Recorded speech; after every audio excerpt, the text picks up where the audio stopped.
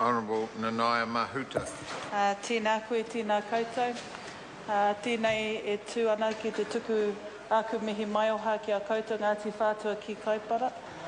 Tēnei taku kitenga ki a koe taku tai, te rangatira, te matua, ka hoki ngā mahara.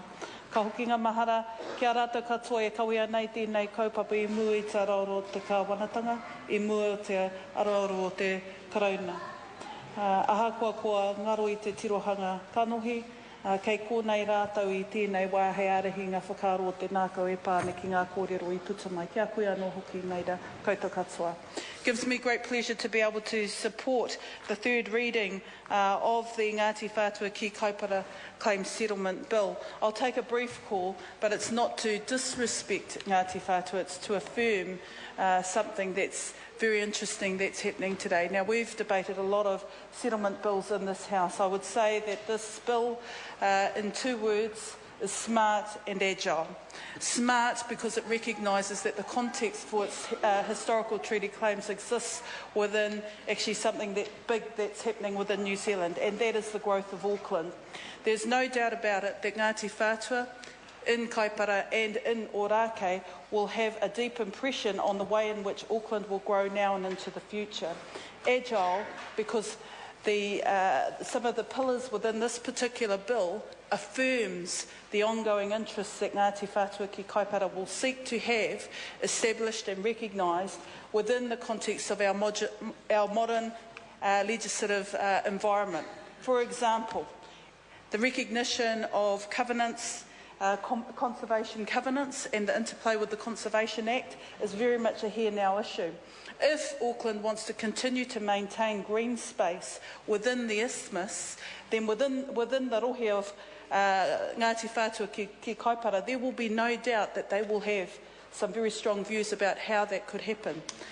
I would invite any member who has a representative interest in Auckland who's listening to this debate to get themselves acquainted with 2 things: the deed of settlement for this particular bill and the legislation that we're currently affirming here today. Why? Because it has to be understood within the context of an ever-increasing and evolving Auckland isthmus. And there will be no doubt about it. The interests of Ngati Whatua ki Kaipara ki Ōrākei will ensure that they have an ongoing role in the way in which that city continues to evolve and grow. The other pillar within the context of this bill links to the Resource Management Act. So we cannot get away from the fact that the assertion of rights and interests will be determined by how this particular bill or this particular law giving effect to the settlement will interplay with the Conservation Act, the Resource Management Act, and by extension influence what's happening within the context of the Local Government Act. So I understand that Ngati Whatua is well represented on the Māori Advisory Board. I suspect the next step will be a seat around the council table, 2 seats probably. We'll certainly be pushing up from the south for a couple.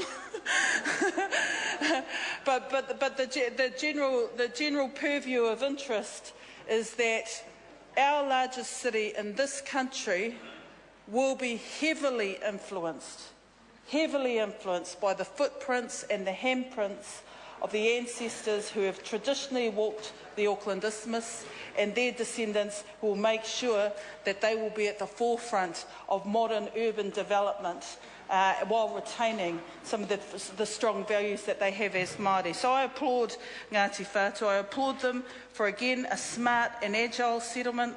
I applaud them to recognise that this is a gain for now and that there are many other gains to come. And the Minister himself has recognised some of the outstanding issues that will be gains to come. I applaud the way in which the commercial redress will put some very strong interests in some key properties within your rohe. key properties, some of which the Crown as the major tenant is probably not likely to move their tenancy for quite some time. We would hope at the positive end that none of our people end up in the wharehere. But at the other end, there doesn't look like the Crown's going to resolve from its tenancy of that particular premise.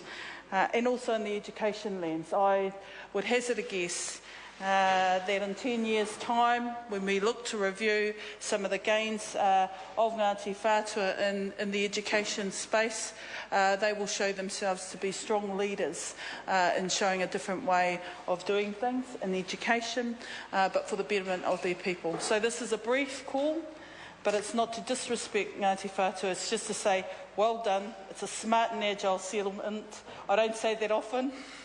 I'm hoping that we might learn from you when we advise other people about settlements to look to and models to gain from. And I hope that in the spirit of the settlement progress and post-settlement opportunity, that we can all learn from one another, because your gains will be our gains, and hopefully our mistakes won't be your mistakes. Nō reira, kia koutou katoa, tēnā koutou. Mr. Speaker.